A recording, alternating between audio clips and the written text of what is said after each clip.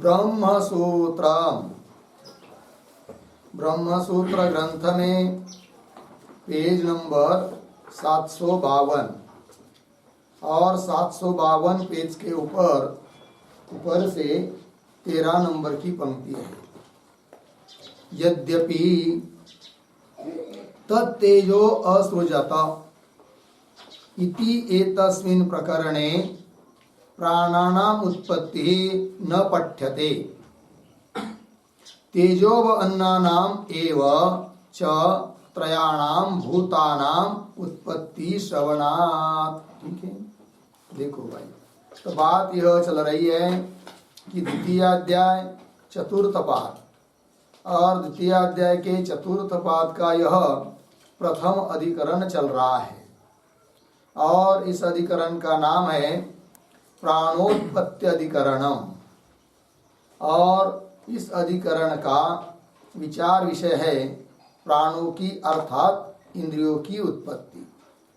जबकि पूर्व पक्षी कहता है कि श्रुतियों में जगत उत्पन्न होने के पहले भी इंद्रियों का सद्भाव बताया है श्रुतियों में, अतः इंद्रियों की उत्पत्ति मानना उचित नहीं है, ऐसा पूर्व पक्षी ने कहा। उसका निराकरण कर दिया कि इंद्रियों की उत्पत्ति होती है और जिन श्रुतियों में पूर्व में सद्भाव बताया है उनकी भी संगति लगा दी। ये बात हो गई। किंतु पूर्व पक्षी ने ये बात भी कही थी क्या कि उत्पत्ति प्रकरण में सभी जगह ये बात नहीं बताई है कि इंद्रियों की उत्पत्ति होती है करके। जैसे कि छांदोग्य उपनिषद में भूत त्रय की उत्पत्ति बताई है उत्पत्ति प्रकरण में और इंद्रियों की उत्पत्ति बताई नहीं है, अतः इंद्रियों की उत्पत्ति मानना उचित नहीं। यह भी एक बात बताई थी पूर्व पक्षी ने। उसके आशंका का अनुवाद करके उत्तर देना है सूत्र के माध्यम से। तो उस आशंका का अनुवाद यद्यपि इत्यादि पंक्ति से कर रहे हैं। अब इस पंक्ति से तो पंक्ति देखिए, यद्यपि तत्तेजो असृजत इत्यादि। ये जो पंक्ति है तो उस यद्यपि इत्यादि के पूर्व में अवतरण के रूप में एक वाक्य लिखते हैं छोटा सा, तेजः प्रभृतीनां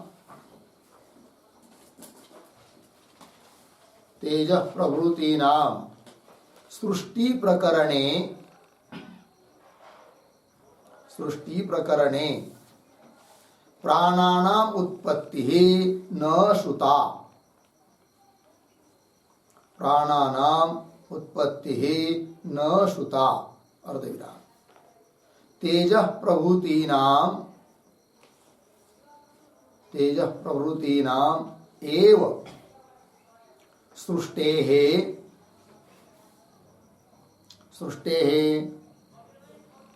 शिष्टत्वात्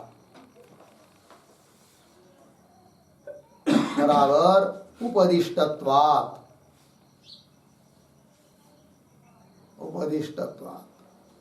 इति आशंकाम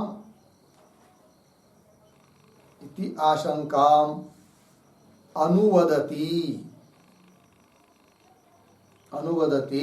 यद्यपि इति। ठीक है, देखो भाई अर्थ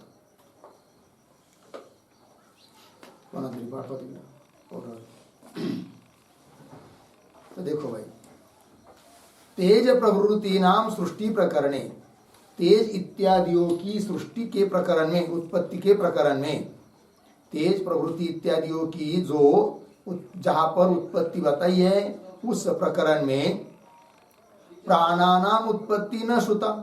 प्राणों की उत्पत्ति तो श्रुति ने बताई नहीं है, केवल तेज है कि नहीं, तेज जल पृथ्वी इत्यादि को की ही उत्पत्ति का उपदेश किया हुआ है, अतः इंद्रियों की उत्पत्ति मानना उचित नहीं। यह पूर्व पक्षी की आशंका, उस आशंका का अनुवाद कर रहे हैं यद्यपि इत्यादि पंक्ति से। तो देखिए भाई, यद्यपि तत्तेज असृजत, उस परमात्मा ने उस तेज को उत्पन्न किया। छांदोग्य 6:2-3 इति एतस्मिन् प्रकरणे, इस प्रकरण में प्राणानाम उत्पत्ति न पठ्यते, प्राणों की अर्थात इंद्रियों की उत्पत्ति का पाठ नहीं किया है, कथन नहीं किया है। फिर किसका कथन किया है? तो तेजोवन्नानाम एव च त्रयाणाम भूतानाम उत्पत्ति श्रवणात्।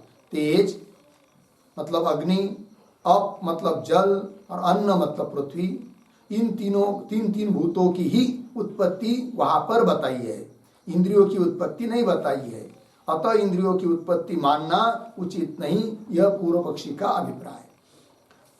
आगे उत्तर दे रहे, तथापि ब्रह्म प्रकृतिक तेजोवन्न पूर्वकत्वाभिधानात् वाक् प्राण मनसाम तत्सामान्याच्च सर्वेषामेव प्राणानाम ब्रह्म प्रभवत्वं सिद्धं भवति। ठीक है, थोड़ा सा शब्दों का अन्वय। तथापि, 2-3 शब्द छोड़कर आगे, वाक् प्राण मनसाम,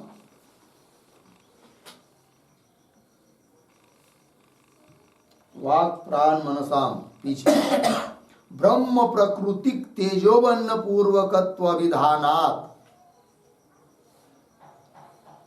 अभिधानात् आगे, तत्सामान्याच्च आगे सरले, सर्वेषामेव प्राणानाम ब्रह्म प्रभवत्वं सिद्धं भवति। ठीक है, और ये जो पंक्ति है तथापि, तथापि के पूर्व में एक छोटा वाक्य लिखिए अवतरण के रूप में। सूत्र व्याख्यानेन उत्तरम आह, सूत्र व्याख्यानेन उत्तरम आह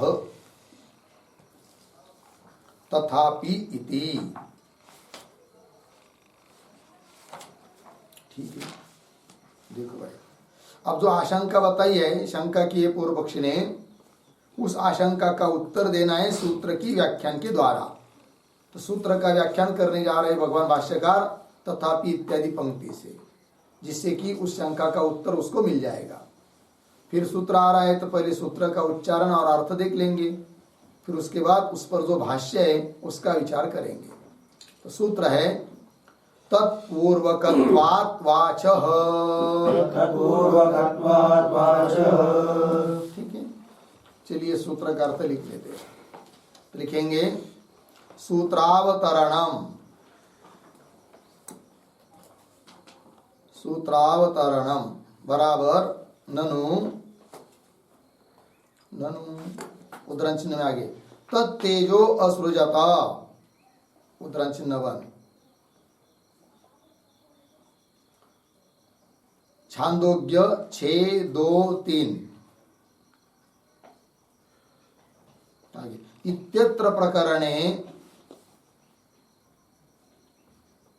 इत्यत्र प्रकरणे प्राणानाम, प्राणानाम उत्पत्ति अश्रवणम, उत्पत्ति अश्रवणम अंगीकृत्य, अंगीकृत्य अन्यत्र, अन्यत्र उत्पत्ति श्रवणात्,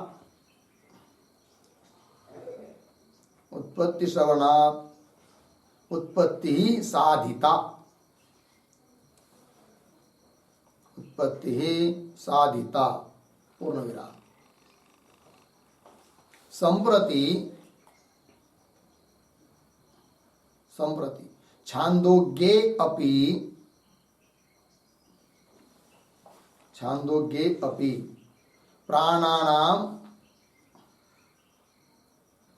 प्राणानाम उत्पत्ति अश्रवणम, उत्पत्ति अश्रवणम असिद्धम, असिद्धम इति आह।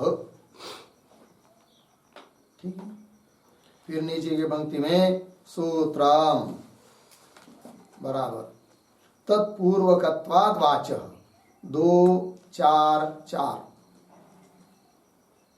पदच्छेद, तत्पूर्वकत्वात् वाचः तत्पूर्वकत्वात् वाचः। फिर नीचे पदार्थोक्ति ही प्रतीक वाचः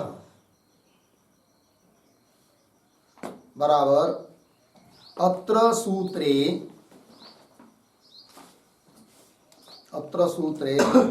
वाक्पदम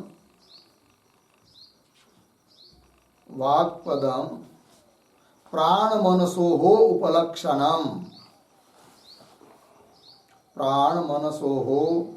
उपलक्षणम् अस्ति। पूर्ण विराम। उद्धरण चिन्ह में अन्नमयम ही सौम्य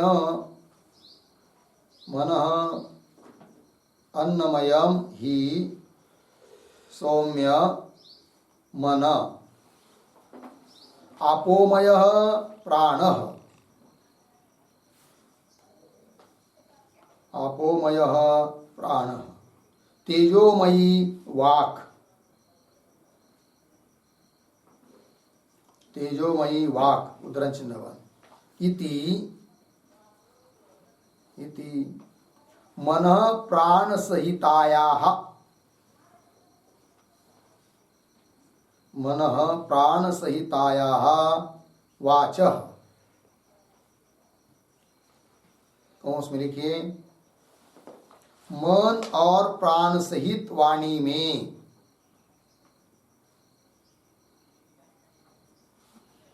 मन और प्राण सहित वाणी में, कौंस बन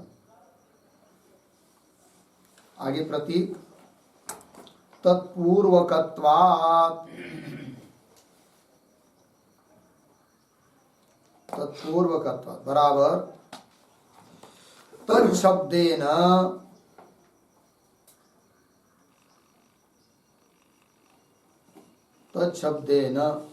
तेजोबन्नानि उच्यन्ते,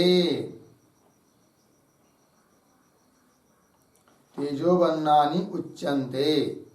पूर्ण विराम। ब्रह्म प्रकृतिक तेजोबन्न पूर्वकत्व विधानात्, ब्रह्म प्राकृतिक तेजोबन्न पूर्वकत्वाभिधानात्, कौंस में लिखिए इंद्रियाणाम उत्पत्ति श्रुति ही, उत्पत्ति श्रुति ही अस्ति इत्यर्थः। कौंस बात दूसरे कौंस में लिखिए उसका अर्थ प्राणेन मनसा च, प्राणेन मनसा च सहितायाः वाचः, सहितायाः वाचः तेजोबन्न कार्यत्वात्, तेजोबन्न कार्यत्वात् तदुत्पत्ति श्रुति ही, तदुत्पत्ति श्रुति ही बराबर प्राणादि उत्पत्ति श्रुति ही, प्राणादि उत्पत्ति श्रुति कौंस में लिखे श्रवणम अस्ति इत्यर्थः। पूर्ण विराम। कौंस बंद। प्राणादि उत्पत्ति श्रुति मतलब श्रवणम कौंस में अस्ति इत्यर्थ पूर्ण विराम कौंस बंद। अर्थ देखिए भाई, सूत्रावतरण में लिख रहे हैं कि न तत्तेजो सृजत, उसने उस तेज को उत्पन्न किया। इत्यत्र प्रकरणे छांदोग्य उपनिषद में उत्पत्ति के प्रकरण में प्राणानाम उत्पत्ति श्रवणम अंगीकृत्य, प्राणों की उत्पत्ति बताई ही नहीं है ऐसा अंगीकार करके, और अन्यत्र अन्य जगह अन्य उपनिषदों में उत्पत्ति तो बताई है, उत्पत्ति श्रवणा उत्पत्ति बताई हुई होने के कारण उत्पत्ति साधिता, अर्थात इंद्रियों की उत्पत्ति होती है। इस बात की सिद्धि की ग्रंथकार ने, सिद्धांतियों ने अभी तक, किंतु कैसे कि भले छांदोग्य उपनिषद में उत्पत्ति नहीं बताई हो तो भी अन्य जगह इंद्रियों की उत्पत्ति बताई है, अतः इंद्रियों की उत्पत्ति होती है, इस बात की सिद्धि की अभी तक। अब क्या करना है इस चौथे सूत्र से? तब कह रहे संप्रति इदानीं छांदोग्ये अपि, छांदोग्य उपनिषद में भी प्राणानाम उत्पत्ति अश्रवणम, प्राणानाम इंद्रियाणाम उत्पत्ति का अश्रवण असिद्ध है, अर्थात वहां पर भी उत्पत्ति बताई है। भले साक्षात शब्द से न बताई हो किंतु अर्थात सिद्ध हो जाता है कि इंद्रियों की उत्पत्ति वहां पर भी बताई है। अतः सभी जगह इंद्रियों की उत्पत्ति बताई हुई होने के कारण इंद्रियों की उत्पत्ति होती ही है, इस बात की सिद्धि हो जाती है फिर। ठीक है, तो वही करे अब सूत्र के माध्यम से क्या कि छांदोग्य उपनिषद में भी उत्पत्ति का श्रवण है, इंद्रियों की उत्पत्ति का श्रवण है। कैसे वो बताना है इस सूत्र से। तो सूत्र आया तत्पूर्वकत्वात् वाचः, फिर पदार्थोक्ति में लिख रहे हैं वाचः, और यहाँ जो वाक शब्द है वह प्राण और मन का भी उपलक्षण है, वही लिख रहे हैं अत्र सूत्रे वाक् पदम प्राण मनसोपलक्षणम अस्ति। अर्थात वाचः इस शब्द से केवल वाणी ही नहीं लेनी है, अपितु वाणी, मन और प्राण, प्राण मतलब मुख्य प्राण, वो भी लेना है। कैसे? श्रुति में बताया है अन्नमयम ही सौम्य मनः, हे सौम्य यह मन कैसा है? अन्नमय है, अर्थात अन्न का कार्य है। अन्न मतलब पृथ्वी है कि नहीं, अन्न का कार्य है। आपोमय प्राण, यह प्राण जलमय है, जल का कार्य है। तेजोमयी वाक्, यह वाणी तेज का कार्य है। इति मन प्राण सहिताया वाचः, अर्थात मन प्राण सहित वाणी में क्या बताया है? तत्पूर्वकत्व बताया है। तत्पूर्वकत्व मतलब तत् शब्द से लेंगे तेज अप अन्न, और तेज अप अन्न भी कैसे है? जो कि ब्रह्म से उत्पन्न हुए है, ब्रह्म जिनका उपादान कारण है। तो ब्रह्म से उत्पन्न हुए जो तेज अप अन्न, और वे है पूर्व में कारण के रूप में जिसके, किसके? मन, वाणी और प्राण के, है कि नहीं? तो अर्थात मन, वाणी, प्राण वगैरह सब ब्रह्म से उत्पन्न होते हैं, यह अर्थ निकल आता है। क्योंकि भले उनकी उत्पत्ति साक्षात नहीं बताई है, किंतु मन, वाणी, प्राण इनका कारण के रूप में बताया है। किसको? तेज अप अन्न को। और वो तेज अप अन्न की उत्पत्ति किससे बताई है? ब्रह्म से। तो ब्रह्म है कारण जिनका, ऐसे जो तेज अप अन्न, और वे है पूर्व में जिसके, कारण के रूप में जिसके, ऐसे जो मन, वाणी, प्राण वगैरह है। अर्थात वे मन, वाणी, प्राण वगैरह सब इंद्रियाधिक परंपरा से ब्रह्म से उत्पन्न हुए हैं, यह अर्थ निकल आता है। अतः छांदोग्य उपनिषद में उत्पत्ति का श्रवण नहीं है, यह जो पूर्व पक्षी का आक्षेप था उसका निराकरण हुआ। अर्थात छांदोग्य उपनिषद में भी इंद्रियों की उत्पत्ति अर्थात निकल आती है कि नहीं? और अन्य जगह तो साक्षात बताया है, ये तस्मात् जायते प्राण इत्यादि जगह कि इंद्रियों की उत्पत्ति होती है करके। अतः इंद्रियों की उत्पत्ति होती ही है, यह बात सिद्ध हो जाती है। ठीक है, जबकि पूर्व पक्ष ने कहा था कि इंद्रियों की उत्पत्ति नहीं माननी चाहिए, वो उसका खंडन हो गया। और यदि नहीं मानेंगे इंद्रियों की उत्पत्ति तो प्रतिज्ञा की हानि हो जाती है, ये भी कल बताया था। ठीक है, चलिए आगे। अन्नमयम ही सौम्य मनः, आपोमय प्राण, तेजोमयी वाक् इति मन प्राण सहिताया वाचः, मन और प्राण सहित वाणी में क्या जी? तत्पूर्वकत्वात्, तत्शब्देन तेजोवन्नानि उच्यन्ते।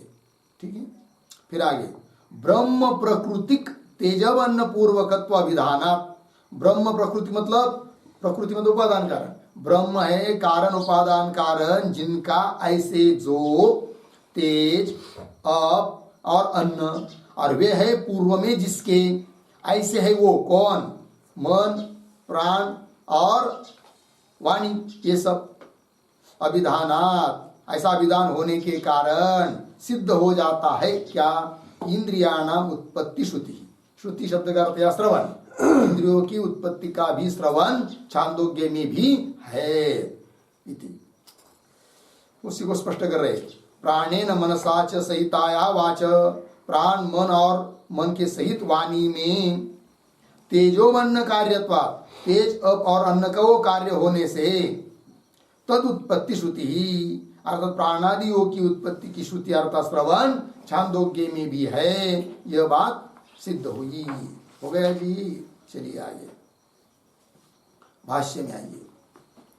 तथापि अन्वय के अनुसार, तथापि वाक, तथापि मतलब पीछे कर लेना, यद्यपि कि भले तेजो असृजत इत्यादि प्रकरण में प्राणों की उत्पत्ति साक्षात नहीं पठित है, तेज अब अन्न की तीनों की उत्पत्ति साक्षात पठित है, तो भी तथापि वाक प्राण मनसाम, है कि नहीं? वाक मतलब वाणी, मन, और प्राण शब्द से क्या लेंगे फिर? वाक आदि से तो बाकी सब इंद्रिय ली जाएगी। तो प्राण शब्द से मतलब मुख्य प्राण, ठीक है ना?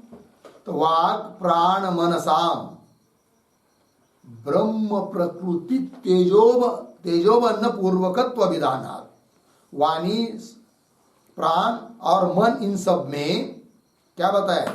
ब्रह्म प्रकृति, ब्रह्म है प्रकृति उपादान कारण जिनका, ऐसे जो तेज अप अन्न और वे है पूर्व में जिसके, ऐसे है वो ये कौन? वाणी मन और प्राण। ब्रह्म प्रकृति तेजोबन्न पूर्वकत्व विधानात् कथनात् क्या सिद्ध हो जाता है फिर? तत्सामान्याच्च, है कि नहीं? और तत्सामान्यात मतलब वाणी प्राण मन इनके सदृश ही बाकी की इंद्रिय है, अतः सभी इंद्रियों की उत्पत्ति ब्रह्म से ही होती है। यह अर्थ निकल आता है। तत्सामान्याच्च सर्वेषामेव प्राणानाम, सभी प्राण, प्राण मतलब इतर इंद्रिय, वाक मुख्य प्राण और मन का तो उल्लेख कर दिया है अभी अभी। बचे हुए इतर प्राण चक्षुरादि इंद्रिय सभी की उत्पत्ति ब्रह्म से होती है, यह बात सिद्ध हो जाती है। फिर सर्वेषामेव प्राणानाम ब्रह्म प्रभवत्वम सिद्धम भवति, ब्रह्म प्रभवत्वम ब्रह्मजन्यत्वम, ब्रह्म से जन्य है, यह बात सिद्ध हो जाती है। ठीक है जी। देखो भाई लग गया ना पंक्ति। तथापि वाक् प्राण मनसाम ब्रह्म प्रकृति तेजोवन्न अन्न पूर्वकत्व विधानात् तत्सामान्याच्च, तत्सामान्य मतलब क्या? इसका अर्थ लिख लीजिए।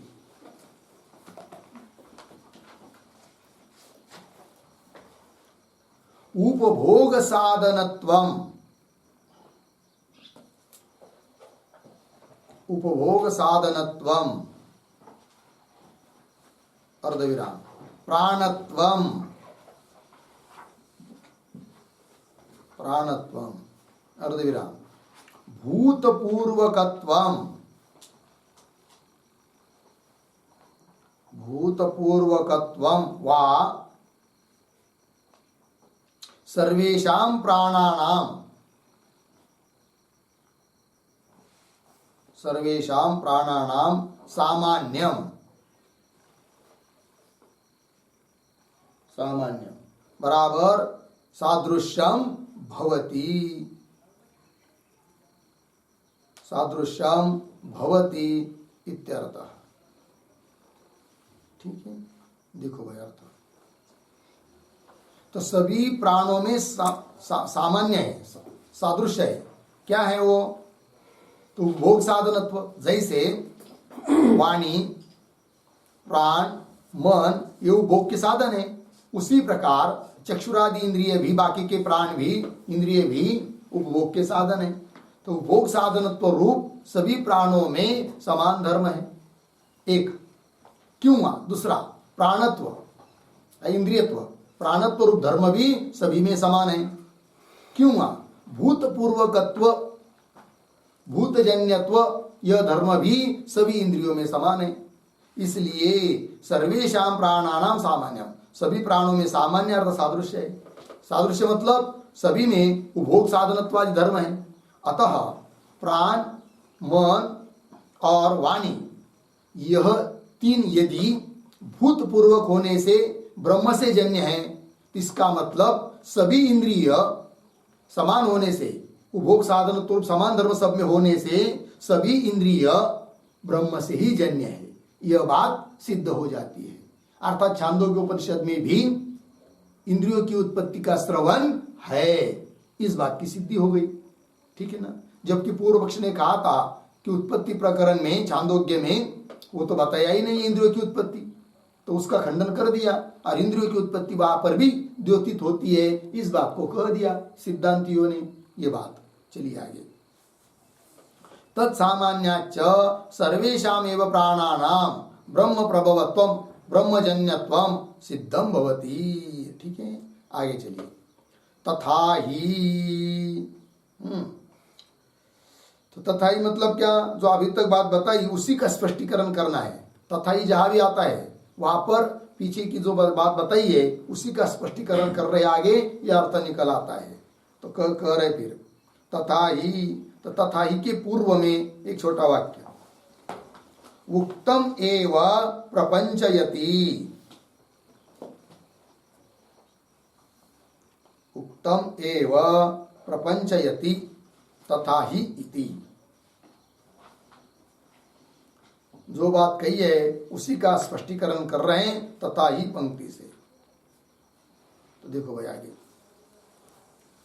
अस्मिन् एव प्रकरणे तेजोवन्न पूर्वकत्वम वाक् प्राण मनसाम आम्नायते।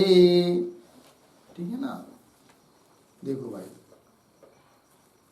अस्मिन् एव प्रकरणे, इसी प्रकरण में, छांदोग्य उपनिषद के उत्पत्ति प्रकरण में क्या, तेजोवन्न पूर्वकत्वम वाक् प्राण मनसाम आम्नायते, है कि नहीं। वाक् प्राण और मन ये कैसे हैं, तेज और अन्न पूर्वक है, यह बात कही जाती है इसी प्रकरण में, छांदोग्य उपनिषद के उत्पत्ति प्रकरण में। क्या बात कही जाती है कि वाक् प्राण मन ये सब क्या है, तेज और अन्न पूर्वक है, अर्थात उनका कारण तेज और अन्न है क्रमशः। तेज से उत्पन्न होती है वाणी, बराबर, और अप से उत्पन्न होता है प्राण, और अन्न से उत्पन्न होता है कौन, मन। ये बात अस्मिन् एव प्रकरणे तेजोवन्न पूर्वकत्वम वाक् प्राण मनसाम आम्नायते कथ्यते उच्यते प्रतिपाद्यते। बोलेंगे कि अच्छा, छांदोग्य उपनिषद में बात बताई है, तो कौन श्रुति वो बताओ। तो श्रुति दे रहे, अन्नमयम् हि सौम्य मनः आपोमय प्राणः तेजोमयी वाक् इति। हे सौम्य, अन्नमयम् ही क्या, मनः, हे सौम्य मन कैसा है, अन्नमय है, और आपोमय प्राण, जलमय प्राण है, जल का कार्य प्राण है। तेजोमयी वाक्, वाक् कैसी है, तेजोमयी है इति, ये बात बताई है।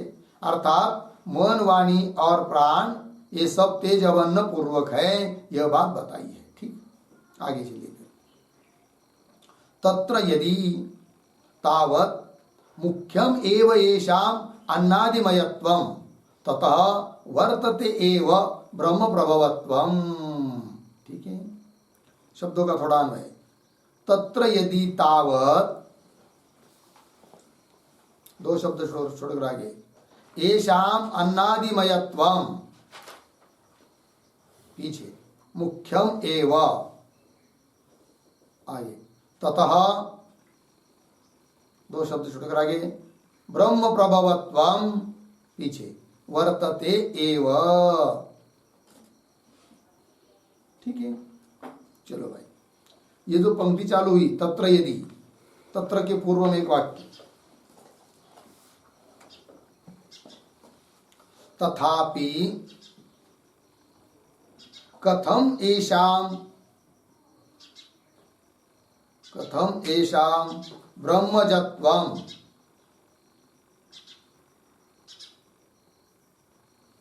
ब्रह्मजत्वम अर्धविराम किम येषाम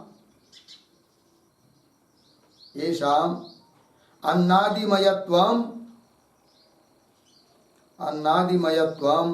मुख्यम गौणम वा, मुख्यम गौणम वा, प्रश्न चिन्ह। आगे प्रथमम प्रति आह, प्रथमम प्रति आह तत्र इति।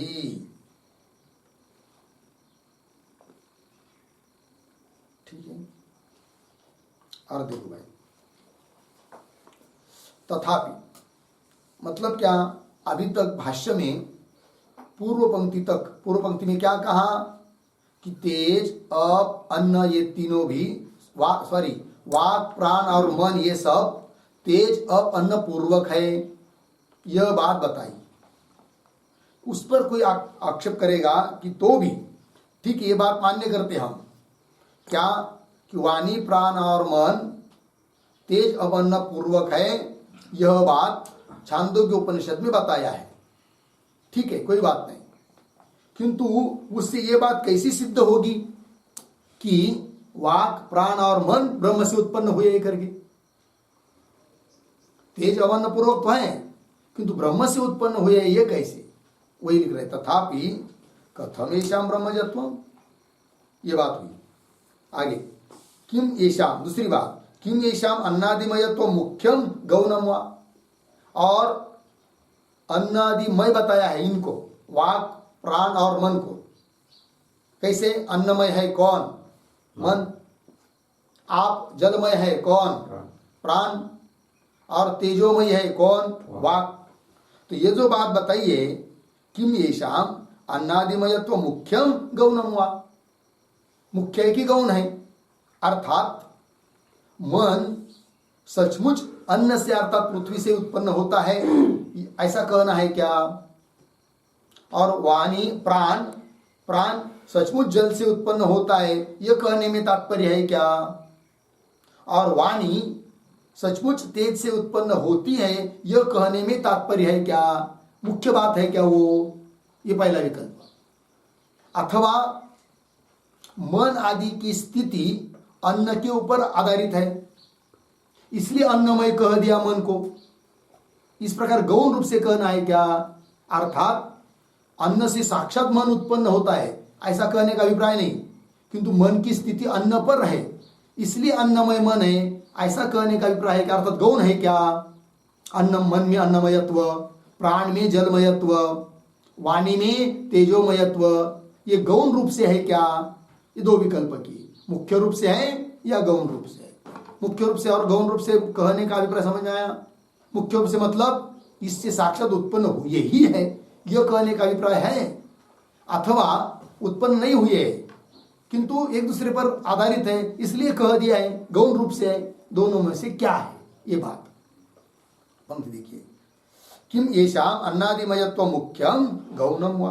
अब समझ लीजिए, पहला विकल्प मानता है पूर्व पक्षी, प्रथम तप करे, प्रथमम प्रति आह, मुख्य है, साक्षात मन उत्पन्न होता ही है अन्न से, वाणी उत्पन्न होती ही है तेज से, प्राण उत्पन्न होते ही है जल से, इस प्रकार कहने का यदि अभिप्राय मानोगे तब क्या सिद्ध होगा? बोल रहे सिद्धांती, तत्र यदि तावत मुख्यम एवं येषाम अन्नादिमयत्वम, है कि नहीं, तथा वर्तते व ब्रह्म प्रभवत्वम। ये बात थोड़ा सा अन्वय कर लेंगे शब्दों का। तत्र यदि तावत, अन्वय किया था क्या? अच्छा, तत्र यदि तावत, उसमें से यदि, पहले तो येषाम अन्नादिमयत्व मुख्यमेव, येषाम वाक प्राण मनसाम, बोलते जाओ भाई, येषाम वाक प्राण मनसाम अन्नादिमयत्व मुख्यम एव, अन्नादिमयत्व इनमें मुख्य ही है, तब क्या होगा? ततः ब्रह्म प्रभवत्वम वर्तते, तो ब्रह्म से वो उत्पन्न होते हैं, यह बात तो सिद्ध हो ही जाती है, क्योंकि ब्रह्म से साक्षात उत्पन्न हुए कौन? तेजोपन्न, और उससे उत्पन्न हुए कौन?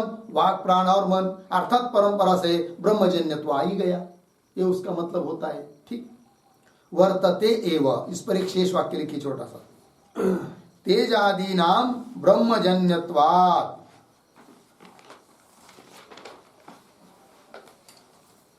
तेजादीनाम ब्रह्मजन्यत्वात्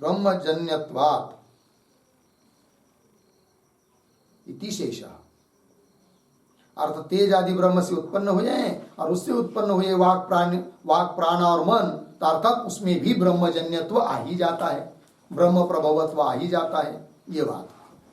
अच्छा, आगे अथ भाक्तम, दूसरा विकल्प क्या था ना, गौण, तो उसको लेकर बोल रहे आप। अथ भाक्तम तथापि, है ना, तो ये जो पंक्ति है ना, अथ भाक्तम, अथ के पहले एक वाक्य, द्वितीयम अनुद्य, द्वितीयम अनुद्य तत्रापि, तत्रापि ब्रह्मजत्वम, ब्रह्मजत्वम अत्याज्यम, अत्याज्यम इति आह अथ इति, इति आह अथ इति, ठीक है ना। तो दो विकल्प किए थे, मुख्य या गौण। तो द्वितीय अनुद्य, द्वितीय विकल्प गौण मान लेंगे। क्या गौण मान लेंगे? तेज अन्न से वाणी प्राण और मन जो बताया है, अर्थात मन वाणी और प्राण में जो तेज अन्न पूर्वकत्व बताया है, किंतु वह बताना उत्पत्ति बताने में तात्पर्य नहीं है, गौण रूप से बताया है, एक दूसरे पर आधारित होने के कारण। ऐसा यदि मानते हैं तो यदि द्वितीय विकल्प अर्थात गौण।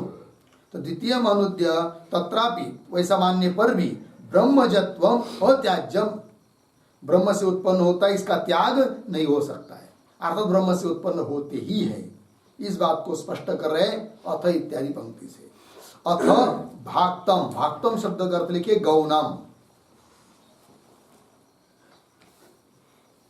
भाक्त मतलब गौण,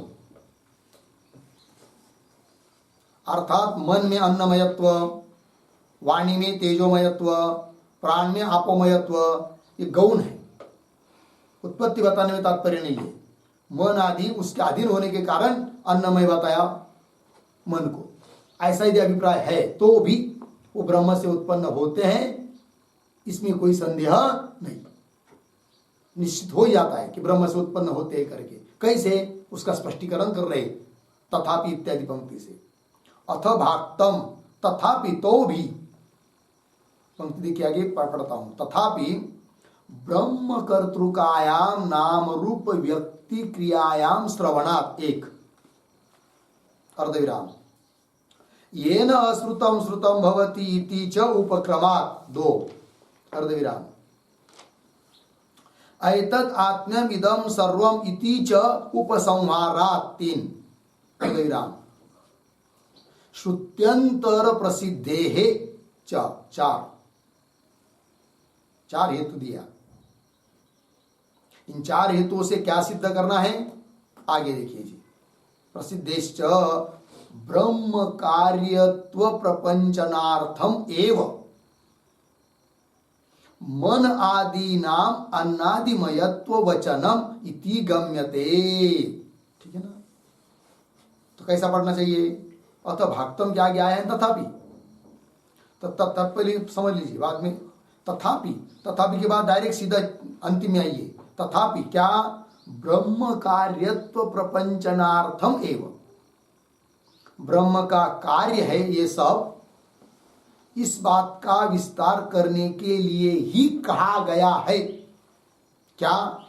मन आदि नाम अन्नादिमयत्व वचन, मन आदियों में अन्नादिमयत्व जो कथन है, वचन है, वह वचन किसके लिए? ब्रह्म कार्यत्व प्रपंचनार्थम एवं, ये सब ब्रह्म का कार्य है, इस बात का विस्तार करने के लिए ही ये वचन है, इति गम्यते, ये जाना जाता है। बोलेंगे कैसे? तो चार हेतु दे रहे हैं। तो उसमें से पहला हेतु ब्रह्म कर्तृकायाम नाम रूप व्याक्रियायाम श्रवणात्। मिल रहे हैं ना, ये पहला हेतु हुआ। अर्थात वो जो छांदोग्य का जो प्रकरण है वहां पर ब्रह्म कर्तृकायाम, ब्रह्म कर्तृक बताया है नाम रूप को। नाम रूप की जो व्यक्ति अभिव्यक्ति प्रागट्य है नाम रूपात्मक जगत का, और उसका कर्ता कारण कौन है? ब्रह्म। तो ब्रह्म से जन्य है। तो ब्रह्म कर्तृकायाम नाम रूप व्यक्ति क्रियायाम श्रवणात्, ये श्रुति वहां पर बताती है। और उस नाम रूप के अंतर्गत ही आ जाते सब मन वाणी प्राण इंद्रियादि सब, अर्थात ब्रह्म से वो सब उत्पन्न होते हैं, ये बात सिद्ध हो जाती है। क्योंकि वहां पर उस प्रकरण में ब्रह्म कर्तृक नाम रूप की अभिव्यक्ति बताई है, ब्रह्म से नाम रूप की अभिव्यक्ति बताई है, ऐसा श्रुति ने बताया है। अतः अन्नमय है प्राण मन, जलमय है प्राण, है कि नहीं, और तेजोमय है वाक, ये भी सब बात बताई है। वो इसलिए बताई है कि ये सब कुछ ब्रह्म का कार्य है, इस बात को ही द्योतित करने के लिए बताई है। अर्थात इंद्रियों में भी ब्रह्मजन्यत्व आ ही जाता है, अर्थात इंद्रियों की भी उत्पत्ति होती ही होती है, यह बात। तो एक हेतु हुआ। और दूसरी बात, उसी प्रकरण वहां पर ये न अश्रुतम श्रुतम भवती, ये न जिस तत्व को जान लेने से अश्रुत भी श्रुत हो जाता है, इति च उपक्रमत, ऐसा उपक्रम है। और उपसंहार भी उसी प्रकार का है, एतद आत्म्यमिदं सर्वम, यह सब कुछ, ये जितना भी दिखाई दे रहा है वो सब प्रपंच यह आत्मा स्वरूप ही है। इति च उपसंहारात, इस उपसंहार से भी यही बात मालूम पड़ रही है। किस कौन बात? कि ब्रह्म का कार्य ही सब कुछ है, इस बात का विस्तार पूर्वक बताने के लिए ही ये सब है। मन आदि में अन्नमयत्वादि का कथन, ठीक है। इति च उपसंहारात, और भाई श्रुत्यंतर प्रसिद्धेश्च, और अन्य श्रुति में भी प्रसिद्ध है। तो अन्य श्रुति कौन लेना है वहां पर? तो उस पर लिख लीजिए एक वाक्य, श्रुत्यंतर प्रसिद्धेश्च, इसके आधार पर।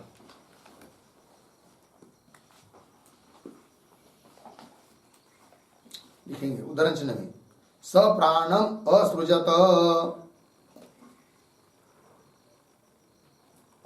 स प्राणम असृजत, उदाहरण चिन्ह इत्यादि श्रुत्यंतरम,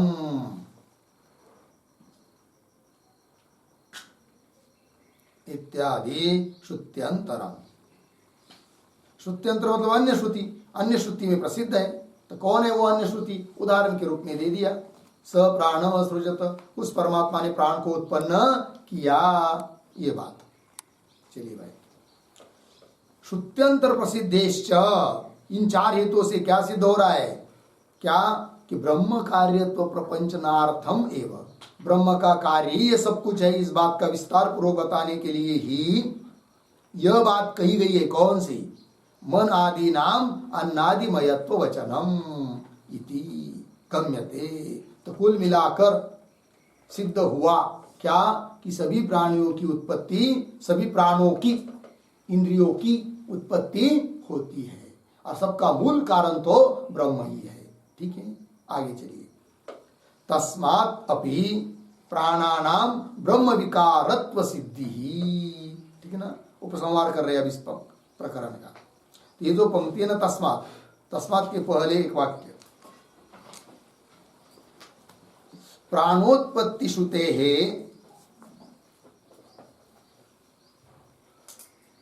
प्राणोत्पत्ति श्रुते है मुख्यार्थत्वे अपि,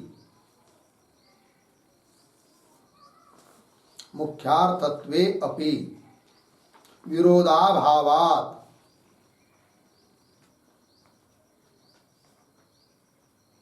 विरोधाभावात् अर्धविराम अश्रवणस्य च असिद्धत्वात्,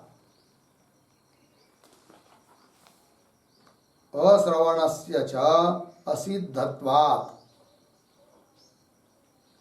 मूल कारणे ब्रह्मणे, मूल कारणे ब्रह्मणे समन्वय सिद्धि, समन्वय सिद्धि इति उपसंहरति, इति उपसंहरति तस्मात् इति। ठीक है, देखो भाई अर्थ क्या कह रहे, देखो। तो प्राणोत्पत्ति श्रुते है मुख्यार्थत्वे अपि, जबकि पूर्व पक्ष ने कहा था कि जहां पर भी प्राणों की अर्थात इंद्रियों की उत्पत्ति बताई है उन श्रुतियों को गौण मान लेंगे, किंतु गौण मानने की जरूरत नहीं है, मुख्यार्थ श्रुति है वो, ठीक है ना, उत्पत्ति बताने में ही उसका तात्पर्य है, कोई विरोध नहीं आता है। तो प्राणोत्पत्ति श्रुते है मुख्यार्थत्व पे मुख्यार्थ मान लेने पर भी विरोध अभाव, अन्य श्रुति के साथ विरोध होता नहीं है, कि जिन श्रुतियों में जगत उत्पन्न होने के पहले इंद्रियों की सत्ता बताई है उन श्रुतियों के साथ भी विरोध होता नहीं है, एक बात। दूसरी बात, पूर्व पक्ष ने कहा था कि उत्पत्ति प्रकरण में इंद्रियों की उत्पत्ति का श्रवण नहीं है छांदोग्य में, तो उसका भी खंडन कर दिया। तो वही कह रहे अश्रवणस्य च असिद्धत्वा, इंद्रियों की उत्पत्ति का अश्रवण है यह पूर्व पक्षी का कहना असिद्ध है, अर्थात इंद्रियों की उत्पत्ति का श्रवण है, ठीक है ना। असिद्धत्वाच्च, इसलिए मूल कारणे ब्रह्मणि की श्रुतियों का परस्पर कोई विरोध नहीं है और इंद्रियादिकों की भी उत्पत्ति होती है कि नहीं। अतः ब्रह्म को जान लेने सब कुछ जाना जाएगा, यह प्रतिज्ञा भी सिद्ध हो जाएगी, ठीक है ना। तो इसका मतलब कुल मिलाकर सिद्ध होता है कि ब्रह्म समन्वय जो बताया है वह ठीक ही है, उसके साथ उसका कोई वाद नहीं है और इंद्रियों की उत्पत्ति होती ही है, अतः प्रतिज्ञा की हानि भी नहीं।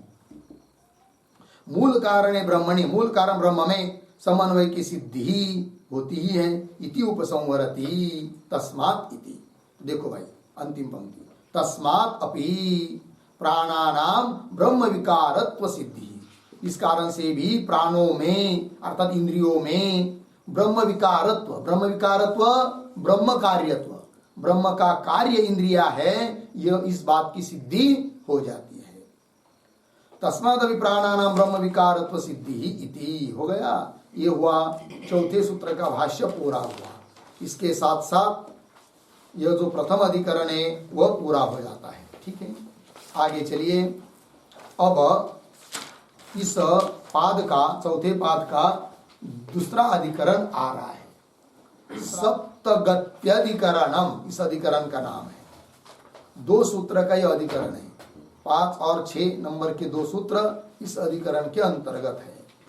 तो चलिए इस अधिकरण के जो 6 अंग उसको पहले लिख लेते हैं, ठीक है।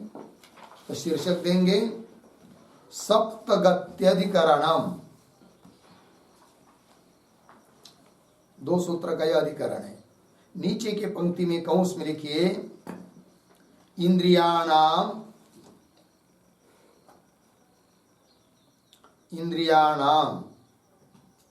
एकादशत्वाधिकरणम,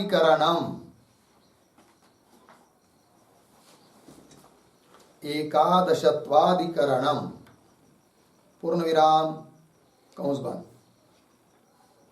फिर नीचे की पंक्ति में नंबर 1 संगति बराबर पूर्वाधिकरणेन सह, पूर्वाधिकरणेन सह अस्य अधिकरणस्य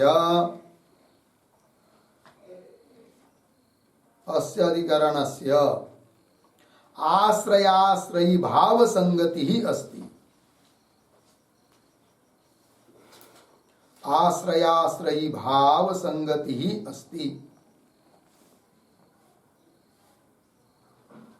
पूर्ण विराम। तथा ही आगे पूर्वाधिकरणे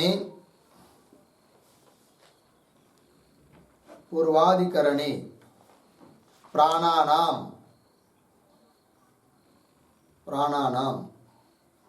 कंस में लिखिए इंद्रियाणाम कंस बंद,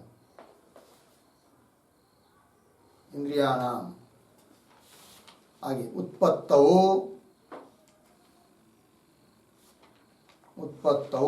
श्रुति विरोधः परिहृतः, श्रुति विरोधः परिहृतः। पूर्ण विराम।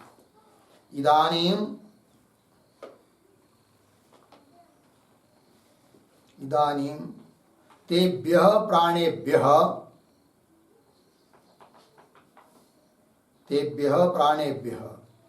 जीवस्य विवेचनार्थम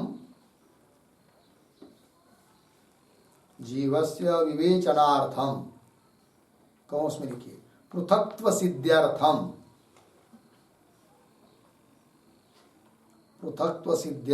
कौंस बंद। आगे प्राणाश्रित संख्याम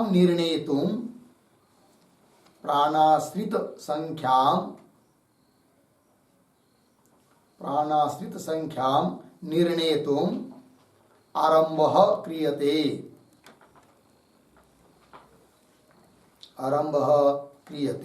पूर्ण विराम। अतः उभयोः अधिकरणयोः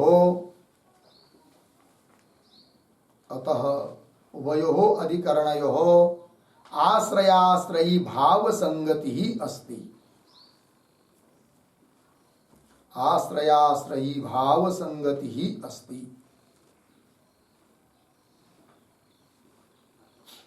ठीक है, देखो भाई यार, सप्तगत्यधिकरण, तो क्या बात बतानी है इस अधिकरण में? तो कर इंद्रियाणाम एकादशत्वाधिकरणम, एकादश मतलब 11 इंद्रिय है, इस बात को सिद्ध करना है इस अधिकरण में। ठीक है, फिर पीछे के अधिकरण की और इस अधिकरण की संगति क्या है, संगति बता रहे हैं। तो पूर्व अधिकरण के साथ इस अधिकरण की आश्रय भाव संगति है। कैसे, उसका स्पष्टीकरण कर रहे हैं। तो पूर्व अधिकरण में, पीछे के अधिकरण में प्राणानाम अर्थात इंद्रियाणाम उत्पत्तौ, इंद्रिय की उत्पत्ति कहने में श्रुति का विरोध आता है, ऐसा पूर्व पक्षी बोला था, उसका परिहार किया। अर्थात इंद्रियों की उत्पत्ति कहने में श्रुतियों का विरोध नहीं है, इस बात को बताया, और इंद्रियों की उत्पत्ति होती है, इस बात की सिद्धि की। अब इंद्रिय की उत्पत्ति यदि होती है तो उत्पत्ति होकर जिनको सत्ता प्राप्त हो गई है, ऐसे जो इंद्रिया, उनकी संख्या कितनी है, इस बात का निर्णय करना पड़ेगा। और उसी बात का निर्णय करने के लिए यह अधिकरण आया है। किंतु उन इंद्रियों की संख्याओं का निर्णय भी क्यों करना है? इसलिए निर्णय करना है कि उन इंद्रियों से अलग है जीव, इस बात की मुख्य रूप से सिद्धि करनी है। जीव मतलब इंद्रिया नहीं है, इंद्रियों से भिन्न है। अच्छा ठीक है, फिर वो इंद्रिया कितनी है कि जिनसे भिन्न जीव है, अतः उनकी संख्या का भी निर्णय करना पड़ेगा। तो उन इंद्रियों की संख्याओं का निर्णय करने के लिए यह अधिकरण प्रवृत्त हुआ। और यह अधिकरण प्रवृत्त तब हो पाया इंद्रियों की संख्या का निर्णय करने के लिए जब इंद्रिय की उत्पत्ति रहती है। अतः पीछे इंद्रियों की उत्पत्ति की सिद्धि की, श्रुति का विरोध हटा दिया, है कि नहीं? अतः पीछे का अधिकरण हुआ आश्रय और यह अधिकरण हुआ उसके आश्रय, तो दोनों की संगति बन गई आश्रय भाव संगति। तो वही दे रहे, इदानीम तेभ्य प्राणेभ्य, उन प्राणों से अर्थात इंद्रियों से, जीवस्य विवेचनार्थम, जीव को विवेचित करने के लिए, पृथक बताने के लिए, पृथक सिद्ध करने के लिए, प्राणाश्रित संख्याम, इंद्रियों के आश्रित जो संख्या है उस बात का निर्णय करने के लिए आरंभ क्रियते। अतः उभयो अधिकरणयोः, दोनों अधिकरणों की आश्रय भाव संगति ही अस्ति। हो गया। चलिए नंबर आगे, नंबर 2 विषय बराबर इंद्रियगत संख्या, इंद्रियगत संख्या अस्य अधिकरणस्य विचार विषयः अस्ति, विचार विषयः अस्ति। ठीक है, चलो भाई। तो इंद्रियगत संख्या, वो संख्या ही इस अधिकरण का विचार विषय है। संख्या कितनी है? आगे नंबर 3 संदेह, बराबर इंद्रियाणि इंद्रियाणि सप्त भवन्ति एकादश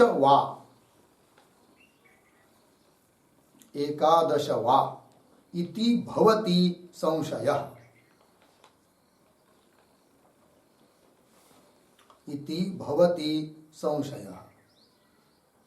ठीक है, देखो भाई अर्थ, इंद्रियाणि सप्त भवन्ति, इंद्रिया 7 हैं अथवा 11 हैं, यह हो गया संशय।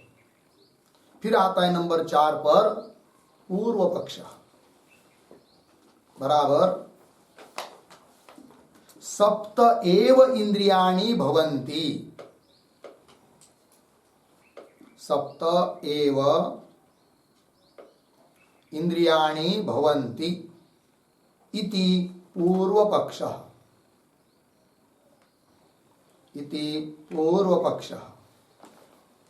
पूर्ण विराम। कंस में लिखिए कुतः, प्रश्न चिन्ह, आगे की तरफ बांध देकर कंस बांध, फिर आगे उद्धरण चिन्ह में सप्त प्राणाः प्रभवन्ति, सप्त प्राणाः प्रभवन्ति, उद्धरण चिन्ह बांध, इति सामान्य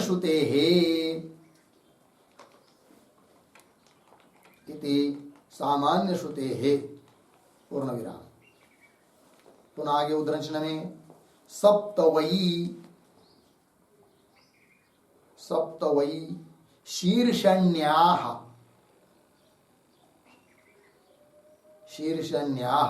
प्राणाः, उद्धरण चिन्ह बंद, कंस में लिखिए निश्चय सात ही मस्तकस्थ प्राण बराबर इंद्रिया है,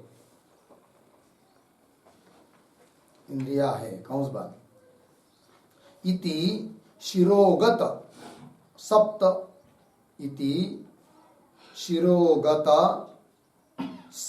छिद्र निष्ठत्वेन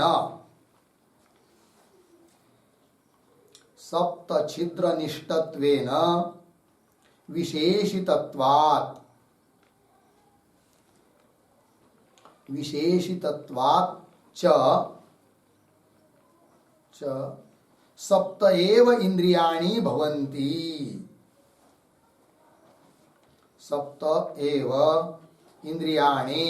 भवन्ति, इत्यर्थः। ठीक है, देखिए भाई अर्थ। तो पूर्व पक्षी कहता है सप्त एव इंद्रियाणि भवन्ति, 7 ही इंद्रिया है, ये पूर्व पक्षी कह रहा है। बोलेंगे क्यों? तो वो बताता है, श्रुति कह रही है। क्या श्रुति है वो? सप्त प्राणा प्रभवन्ति, उस परमात्मा से 7 प्राण उत्पन्न होते हैं, है कि नहीं? प्राण मतलब इंद्रिया, ये सामान्य श्रुति है कि नहीं? तो 7 शब्द सप्त यहाँ पर सब स्पष्ट बताया है, अतः 7 ही इंद्रिया हम मानते हैं। ये बोल रहा है कौन? पूर्व पक्षी। और हेतु दे रहे हो कि सप्त वही शीर्षण्याः प्राणः, है कि नहीं? वही या वे निश्चयवाचक है, तो निश्चित रूप से 7 ही क्या? शीर्षण्याः प्राणः। शीर्षण्या मतलब शिरोभाग में स्थित, मस्तक में स्थित 7 प्राण है। 7 कौन कौन? 2 आंख, 2 कान, 2 नासिका, है कि नहीं? कितने हुई?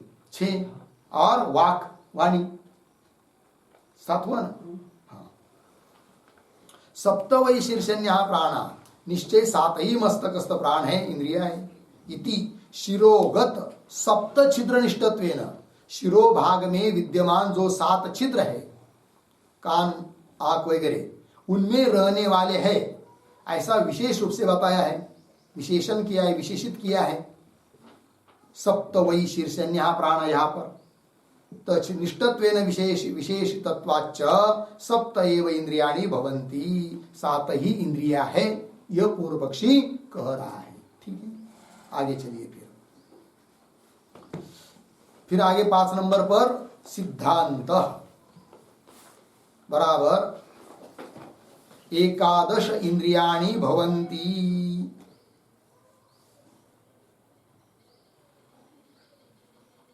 11 इंद्रियाणि भवन्ति इति सिद्धान्तः, इति सिद्धान्तः पूर्ण विराम। आगे यतो ही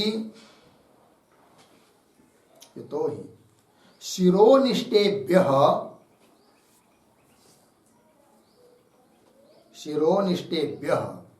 इतराणि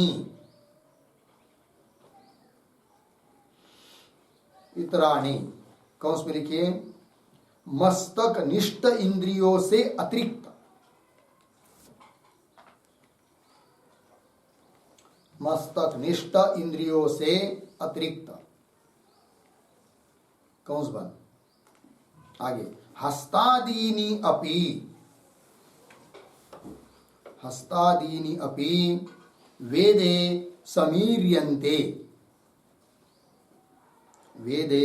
समीर्यन्ते कौंस में लिखिए कथ्यन्ते कौंस बन अर्धविराम। आगे उद्धरण चिन्ह में हस्तौ च आदातव्यं च, हस्तौ च आदातव्यं च उद्धरण चिन्ह बन कौंस में लिखिए हाथ और आदातव्य बराबर ग्रहण करने योग्य वस्तु, ग्रहण करने योग्य वस्तु कौंस बन अर्धविराम। फिर आगे उद्धरण चिन्ह में उपस्तश्च आनंदयितव्यम, उपस्तश्च आनंदयितव्यम उद्धरण चिन्ह बन कौंस में उपस्थ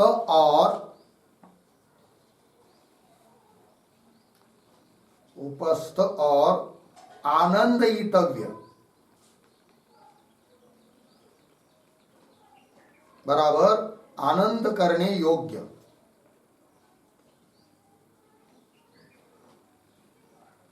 आनंद करने योग्य कौन सी बात। आगे इत्यादिना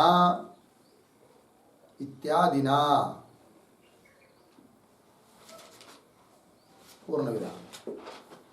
आगे तथा च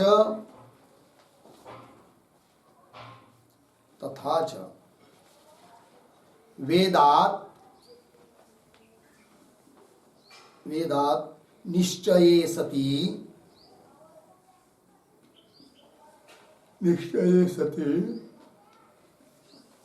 आगे दर्शन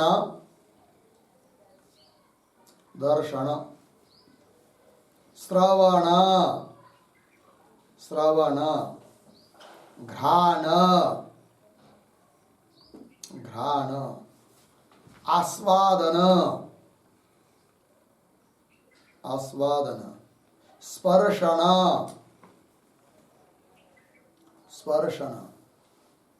अभिवदन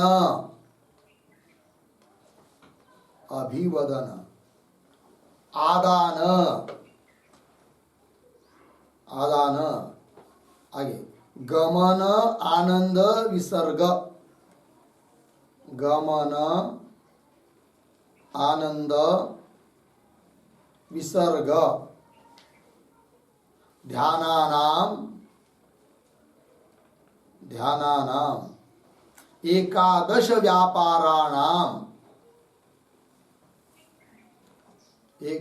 व्यापाराणाम उपलम्भात उपलम्भात् अर्धविराम तत्साधनत्वेन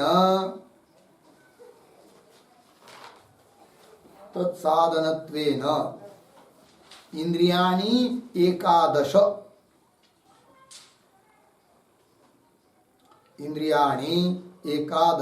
इति अभ्युपगन्तव्यम्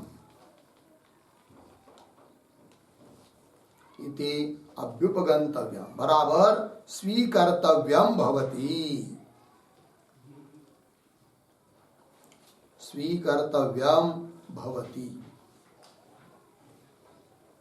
ठीक है, चलो भाई अर्थ देखेंगे।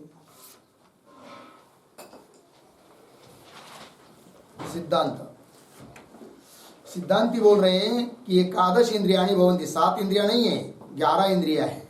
ये सिद्धांत कैसे?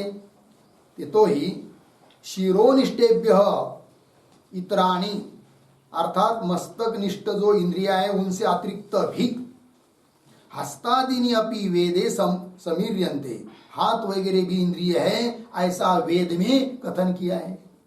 शिरोनिष्ठ 7 उतने इंद्रिय, ऐसी बात नहीं। हाथ वगैरह भी इंद्रिय है ऐसा वेद में अन्य जगह कहा है। कहा है? उदाहरण दिया, हस्तौ च आदातव्यम च, हाथ और आदातव्य ग्रहण करने योग्य वस्तु, ऐसा वेद का वाक्य है। उपस्थश्च आनंदयितव्यम च, उपस्थ और आनंद करने योग्य इत्यादि के द्वारा बताया है कि शिरोनिष्ठ जो है उनसे भी अतिरिक्त हस्त आदि इंद्रिया है। अतः 7 ही इंद्रिया यह नहीं कह सकते, किंतु कितनी इंद्रिया है फिर? 11 है। वेद से निश्चित हो जाता है।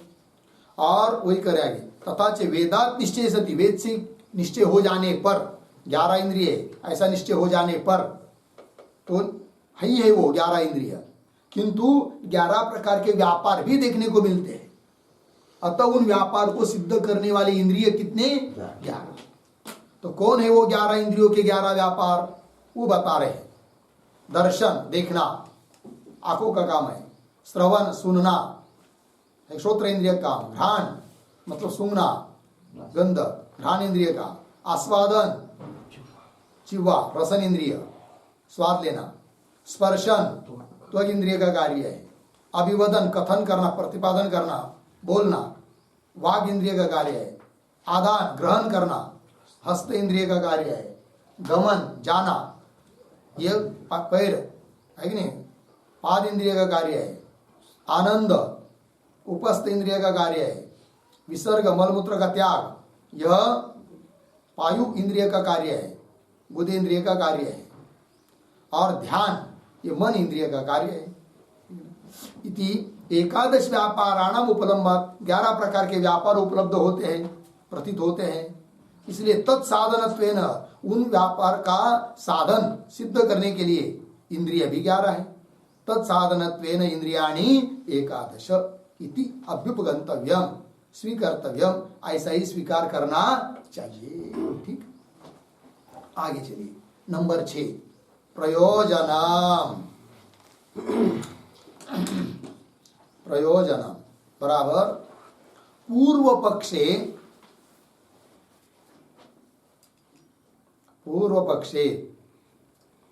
प्राण संख्या श्रुति विप्रतिपत्ते है।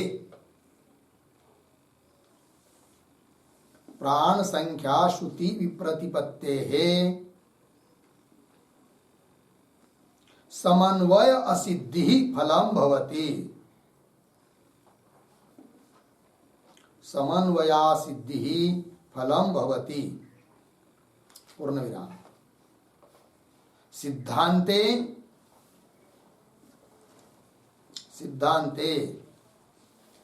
प्राण संख्या श्रुति अविरोधात्, प्राण संख्या श्रुति अविरोधात् समन्वय सिद्धि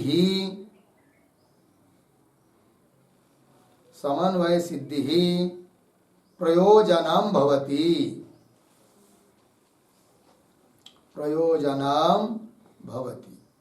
पूर्ण विराम। इति उभयोः फलभेदः अस्ति। इति उभयोः फल भेदः अस्ति। ठीक है, देखो भाई अर्थ। तो पूर्व पक्ष में क्या फल? तो कह रहा है पूर्व पक्ष में प्राण संख्या श्रुति विप्रतिपत्ति, प्राणों का मतलब इंद्रियों का कथन करने वाली जो श्रुतियां हैं, उन श्रुतियों में भिन्न भिन्न संख्या बताई हुई होने के कारण श्रुतियों का परस्पर क्या है? विरोध। और विरोध होने से श्रुतियां अप्रमाण है, और ऐसे अप्रमाणभूत श्रुतियों के द्वारा बताया हुआ जो समन्वय वह असिद्ध है। यह फल किसके लिए? पूर्व पक्षी के लिए।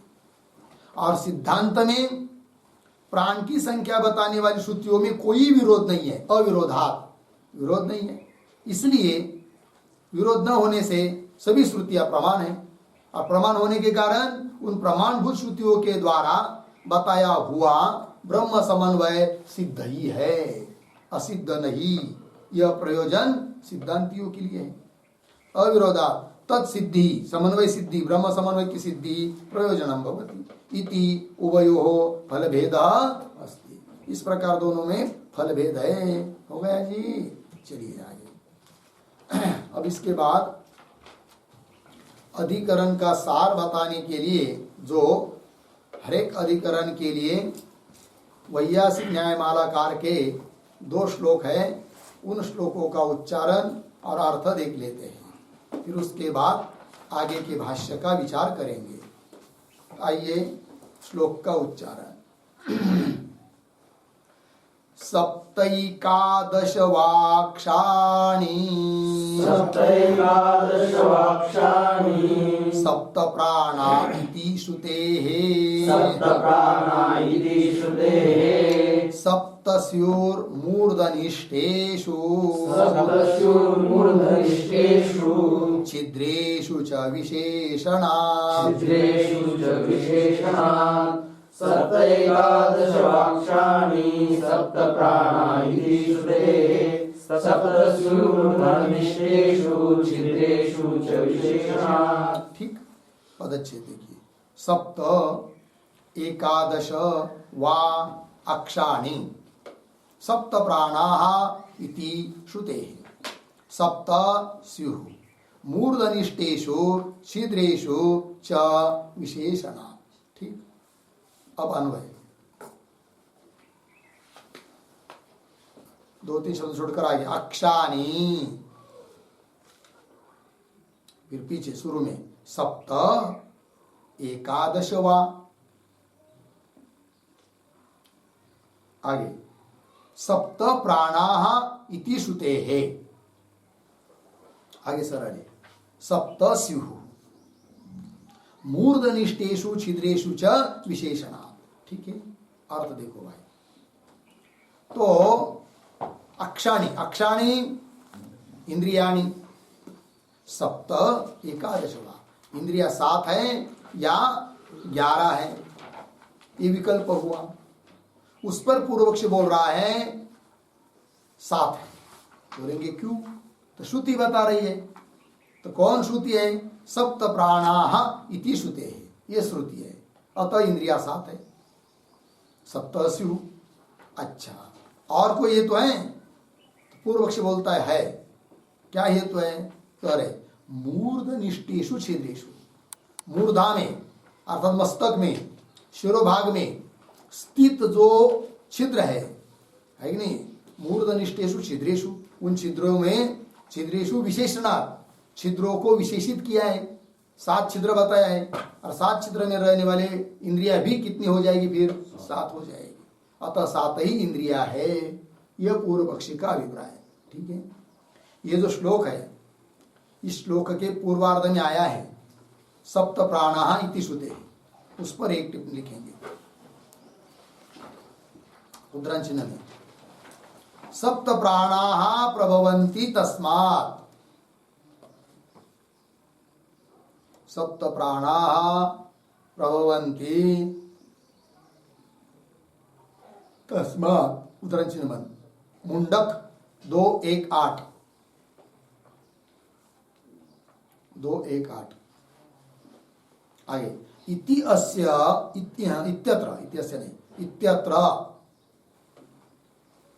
इत्यत्र सप्त प्राणाः कथ्यन्ते। सप्त प्राणाः कथ्यन्ते पूर्ण विराम। अतः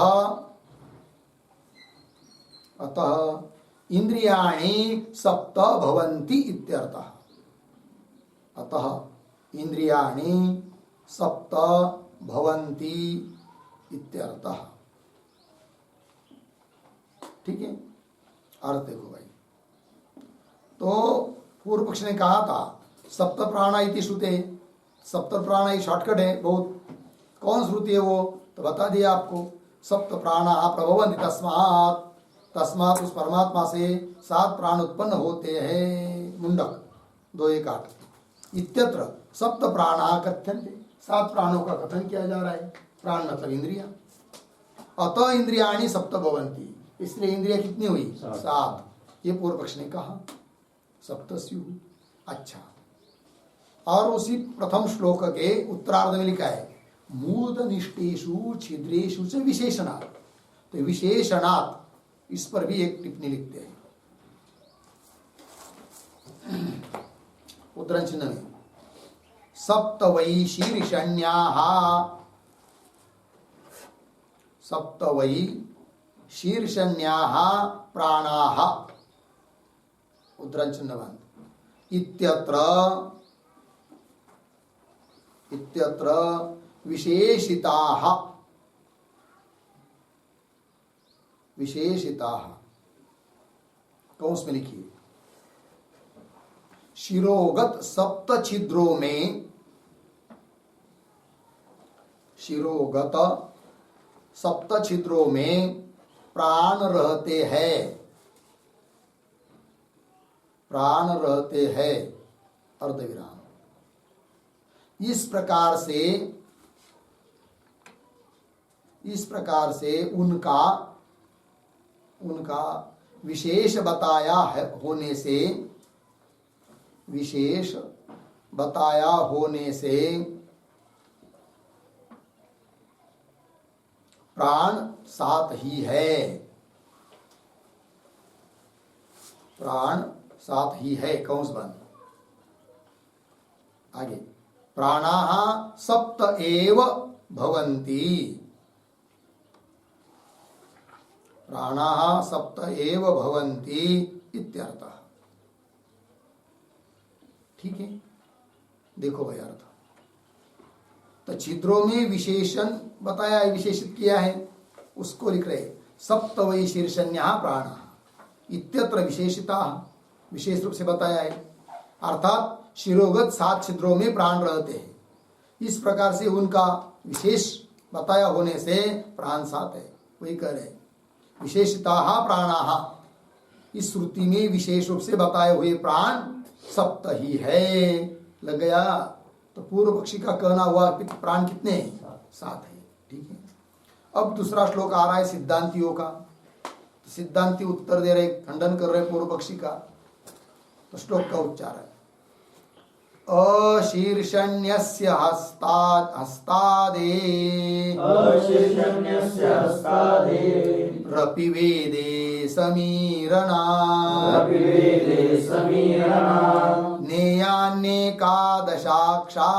दशाक्षाणि ज्ञानेकादशाक्षाणि तत्तत्कार्यानुसारतः, तत्तत्कार्यानुसारतः अशीर्षण्यस्य हस्तादे रपि वेदे समीरणा ज्ञानेकादशाक्षाणि तत्तत्कार्यानुसारतः।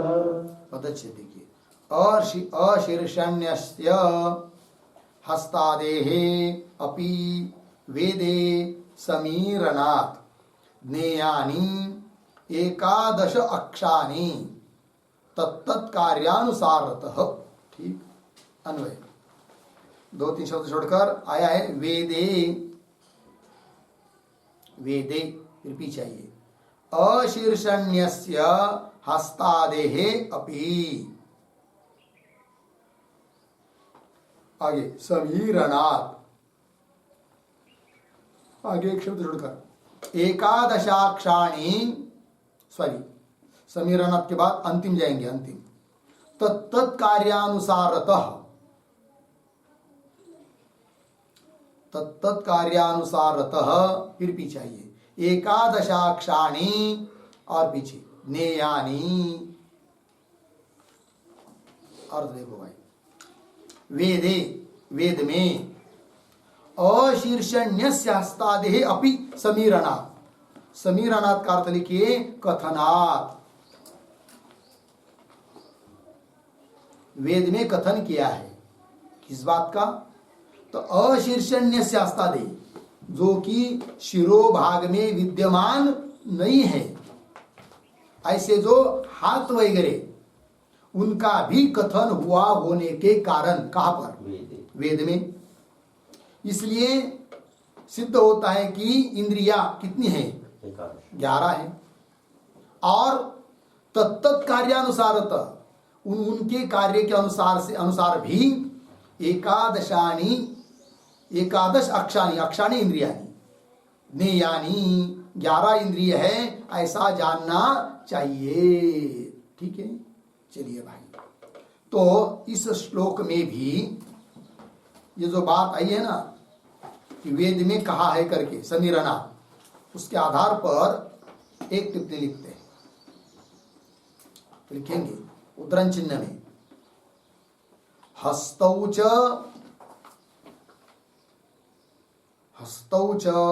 आदातव्यं च, आदातव्यं च, आगे उपस्थस्य, उपस्थश्च, उपस्थः च,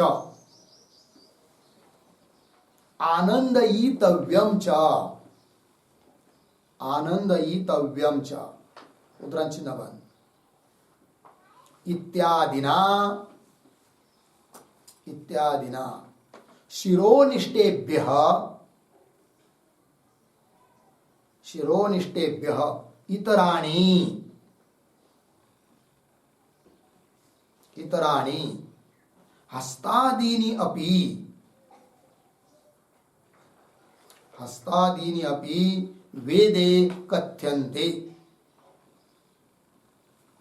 वेदे कथ्यन्ते, अर्धविराम। अतः,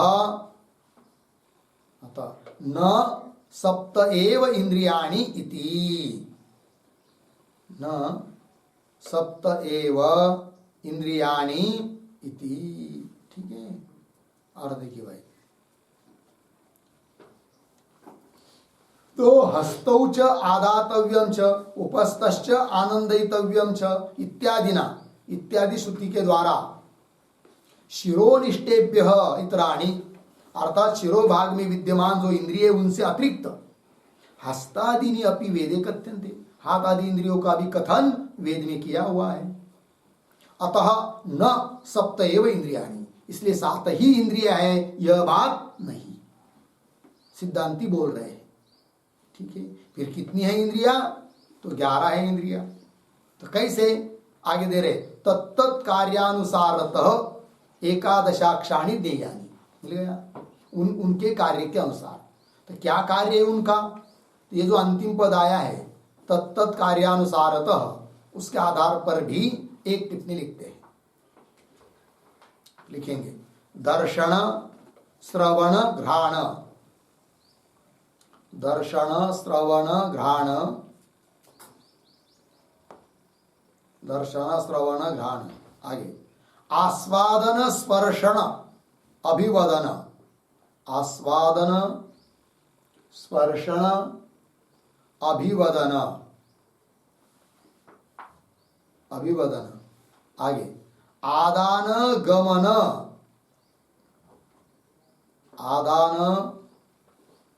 गमन, आगे आनंद विसर्ग ध्यानानाम, आनंद विसर्ग ध्यानानाम, एकादश व्यापाराणाम, एकादश व्यापाराणाम उपलम्भात, उपलम्भात, अर्धविराम, तत्साधनत्वेन, तत्साधनत्वेन इंद्रियाणि एकादश भवन्ति। इंद्रियाणि एकादश भवन्ति इति अंगीकर्तव्यम एव। इति अंगीकर्तव्यम एव भवति इति। ठीक है, देखो भाई अर्थ। तो 11 प्रकार का व्यापार, दर्शन देखना आंखों का काम है, श्रवण सुनना श्रोत्र का काम है, घ्राण सूंघना, आस्वादन रस लेना जीवा रसनेन्द्रिय, स्पर्शन त्वगिंद्रिय, त्वगिंद्रिय का कार्य, अभिवदन कथन करना वाणी का कार्य, आदान ग्रहण करना, गमन जाना इधर उधर, आनंद विसर्ग त्याग करना, ध्यान करना, इति एकादश व्यापाराणाम उपलम्बात। 11 प्रकार का व्यापार उपलब्ध होता है, अतः उसका साधन उसका कारण भी 11 ही होगा। तत्साधनत्वेन इंद्रियाणि एकादश भवन्ति इति अंगीकर्तव्यम भवति। अर्थात 11 ही इंद्रिय मानने चाहिए, यह बात बता दी। ठीक है, ये हो गया भाई। अब इस अधिकरण का जो सूत्र है 5 नंबर का, उसके संबंधी भाष्य आ रहा है, कुछ अवतरण भाष्य है। ठीक है ना, फिर सूत्र की व्याख्या होगी, किंतु इस सभी बातों का विचार हम लोग बाद में करते हैं। ओम पूर्णमदः पूर्णमिदं पूर्णात् पूर्णमुदच्यते पूर्णस्य पूर्णमादाय पूर्णमेवावशिष्यते। ओम शांति शांति शांति।